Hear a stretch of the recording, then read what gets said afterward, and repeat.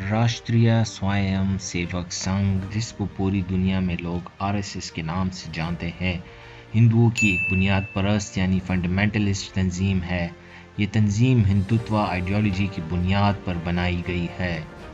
अगरचे ये लफ्ज़ 18th सेंचुरी में इस्तेमाल हो चुका था, लेकिन सियासी कॉन्टेक्स्ट में हिंदुत्व का इस्तेमाल 1923 में सबसे पहले विनायक दामोदर सावरकर नाम के एक हिंदू नेशनलिस्ट लीडर ने किया था। सावरकर ने 1923 में हिंदुत्व वो इज़ अ हिंदू के नाम से कुछ पम्फलेट्स छापे। इस पम्फलेट में उसने खुलकर हिंदुत्व का मुकदमा लड़ा और इसको हिंदू मज़हब से अलग किया। सावरकर के ख़्याल में दुनिया के दीगर मज़ाहिब की तरह हिंदुइज़्म भी एक मज़हब है, जबकि हिंदुत्व इससे एक मुख्तलिफ सोच का नाम है। सावरकर ने उसे एक सियासी आइडियोलॉजी से तशबीह दी, जिसके तहत हिंदुस्तान में रहने वाले तमाम कल्चर या मज़ाहिब के लोग बुनियादी तौर पर हिंदू ही हैं। यही सियासी आइडियोलॉजी आरएसएस के तोसी पसंद और हिजमोनिक नज़रियात की बुनियाद है। भारत में पिछले 7 साल से बीजेपी की हुकूमत है और आरएसएस हर लिहाज से बीजेपी का एक हिस्सा है, बल्कि हकीकत में बीजेपी आरएसएस से ही अपना सपोर्ट बेस बनाती है और आरएसएस ही बीजेपी की हुकूमती पॉलिसीज़ को डिक्टेट करती है। 50 से 60 लाख लोगों पर मुश्तमिल आरएसएस एक पैरामिलिट्री तंजीम बन चुकी है, जिसके हर मेंबर को कई तरह की मिलिट्री ट्रेनिंग दी जाती है। ये ट्रेनिंग बंदूक चलाने से लेकर तलवार और नीज़ाबाजी की होती है। इसके साथ साथ इनको मार्शल आर्ट्स की ट्रेनिंग भी दी जाती है।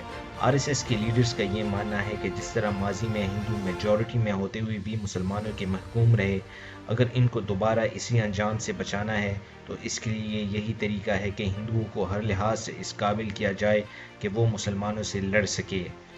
आरएसएस ने ब्रिटिश हिंदुस्तान में अंग्रेज़ों के ख़िलाफ़ कभी लड़ाई में हिस्सा नहीं लिया। उस वक़्त के आरएसएस चीफ ने एक पॉलिसी के तहत अपने फॉलोअर्स से कहा था कि वो अंग्रेज़ों की फ़िक्र ना करे, बल्कि अपना फोकस और तवानाइयाँ अपने असली दुश्मन यानी मुसलमानों पर रखे। मुसलमानों से इसी नफ़रत की वजह से आरएसएस चीफ बलीराम हदगेवर ने मुसलमानों को द हिसिंग स्नेक्स का नाम दिया था। ये लोग इस्लाम और इस्लामी नज़रिए को एक ईवल नज़रिया समझते हैं और कहते हैं कि दुनिया के हर मसले के पीछे इस्लाम ही है। हिंदुस्तान की अंग्रेज़ों से आज़ादी में अगरचे इनका कोई किरदार नहीं था, लेकिन जब 26 नवंबर 1949 को हिंदुस्तान ने अपना पहला आईन पेश किया तो आरएसएस ने इसे मुकम्मल तौर पर रद्द किया। इसके साथ साथ ये लोग इंडियन ट्राई कलर फ्लैग और नेशनल तराने को भी नहीं मानते थे। इसी वजह से आरएसएस और इंडिया के फाउंडिंग फादर महात्मा गांधी में इख्तिलाफात शुरू हो गए। जब महात्मा गांधी ने माइनॉरिटीज़ ख़ास तौर पर मुसलमानों के हक़ में बात की तो आरएसएस ही के एक सपोर्टर नथुराम गोडसे ने उसे गोली मार के कत्ल कर दिया। गांधी के कातिल को आज भी आरएसएस के फॉलोअर्स अपना हीरो मानते हैं और फ़ख्रिया तौर पर कहते हैं कि आरएसएस ने ही गांधी को मारा था।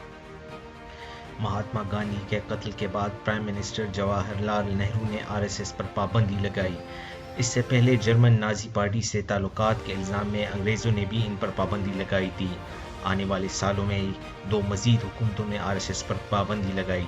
इसका मतलब ये हुआ कि आरएसएस को इसके बनने के बाद 4 मुख्तलिफ हुकूमतों ने बैन किया। पाकिस्तान से नफ़रत में भी आरएसएस के लोग सबसे आगे हैं। कहा जाता है कि ईस्ट पाकिस्तान में आरएसएस के वॉलंटियर्स ने पाकिस्तान आर्मी के यूनिफॉर्म में हज़ारों लोगों को कत्ल और औरतों का रेप किया था, जबकि ये इल्ज़ामात आज भी पाकिस्तान पर ही लगते हैं। और जब 1971 में इस जंग के नतीजे में पाकिस्तान टूटा तो उन्होंने इसको हिंदुस्तान की दूसरी आज़ादी कहा। इनकी पॉलिसी अब बांग्लादेश को हिंदुस्तान में शामिल करना है, जिसको ये लोग हिंदुस्तान की तीसरी आज़ादी कहते हैं। और इनकी चौथी और आखिरी आज़ादी मौजूदा पाकिस्तान पर कब्ज़ा करके इसे हिंदुस्तान में शामिल करना है, जिसके बाद आरएसएस का अखंड भारत का ये ख्वाब पूरा हो जाएगा। आरएसएस के मुसलमानों और क्रिश्चियन से नफ़रत की एक ख़ास वजह है। सावरकर की दी गई हिंदुत्व नज़रिए के तहत हिंदुस्तान में 2 किस्म के लोग हैं। हिंदुत्व के मुताबिक बुद्धिस्ट, जैन्स और सिख्स उनके लिए काबिल कबूल हैं, क्योंकि ये लोग हिंदू कल्चर की ही पैदावार हैं और इनका रहन सहन कई लिहाज से हिंदुइज़्म के मानने वालों जैसा ही है। लेकिन मुसलमानों और क्रिश्चियंस के हवाले से सावरकर के ख़यालात बिल्कुल ही अलग है।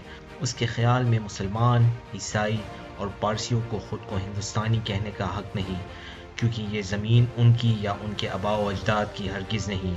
उनके ख़्याल में मुसलमान और क्रिश्चियंस का कल्चर हिंदुओं से बिल्कुल अलग है, लिहाजा वो हिंदुस्तान में रहने के काबिल नहीं। सरवारकर ने इसी पम्फलेट में लिखा, इनकी मुकद्दस ज़मीन अरब या फारिस है, इनका बिलीफ सिस्टम आया ही बाहर से है, चुनांचे इनकी वफादारी हमेशा से ही तकसीम है। उसने ये भी कहा कि जर्मनी में रहने वाले जर्मन्स, इंग्लैंड में रहने वाले इंग्लिश, अफ़गानिस्तान में रहने वाले अफ़गान्स हैं। इसी तरह हिंदुओं का भी ये हक़ है कि इनका अपना राष्ट्रीय लैंड ऑफ हिंदूज़ या हिंदुस्तान हो। सावरकर के इसी 100 साल पुरानी नज़रिए को देखते हुए नरेंद्र मोदी हुकूमत ने 2016 में हिंदू सिटीज़न एक्ट पास किया, जिसके तहत मुसलमानों के अलावा अफ़गानिस्तान, पाकिस्तान और बांग्लादेश से आने वाले तमाम अक़लियतों को हिंदुस्तान का शहरी बनने का हक़ है। MS गोलवालकर, जो कि सबसे ज़्यादा अरसे तक RSS का चीफ रहा, ने पाकिस्तान बनने के बाद हिंदुस्तान में बसने वाले मुसलमानों के बारे में कहा कि अब इनमें मौजूद जहर 100 गुना ज़्यादा बढ़ चुका है। अपनी किताब में गोलवालकर ने हिंदुस्तान में बसने वाली दीगर अक़वाम के बारे में कहा, दीगर नस्लों और दीगर मज़ाहिब के लोगों को हिंदू नस्ल में शामिल होने के लिए अपनी शनाख्त मुकम्मल तौर पर खोना होगी, तब ही वो हिंदू राष्ट्रीय में रहने के काबिल होंगे। अगर वो ऐसा नहीं करेंगे तो इन्हें हिंदू कौम की ग़ुलामी के नीचे रहना होगा, जिसके तहत इनको कोई हक, प्रिविलेज या अच्छा सलूक नहीं मिलेगा। RSS हिंदुस्तान में बसने वाली दीगर कौमियतों को हिंदू बनाने की इस तहरीक को घर वापसी का नाम देती है। आजकल की RSS कई लिहाज से एडोल्फ हिटलर की नाजी पार्टी के जैसी है। नाजी सलूट हो या नाजी सिंबल्स, RSS ये सब कुछ बहुत ही फ़ख्रिया अंदाज में दुनिया के सामने पेश करती है। Viewers, Indian author Arundhati Roy अपनी किताब आज़ादी में एक जगह लिखती हैं कि नेशनलिज्म के टॉर्च को आग लगाने के बाद इसका सबसे बड़ा नुकसान ये है कि आपको पता नहीं होता कि ये आग कहाँ तक जाएगी। मौजूदा हिंदुस्तान में भी हिंदू नेशनलिज्म की ये आग लग चुकी है, और एक न्यूक्लियर हिंदुस्तान में लगी ये आग कहाँ तक पहुँचती है ये तो वक्त ही बताएगा। लेकिन एक बात बिल्कुल वाज़ेह है कि इसका नुकसान सबसे ज़्यादा हिंदुस्तान को ही उठाना पड़ेगा।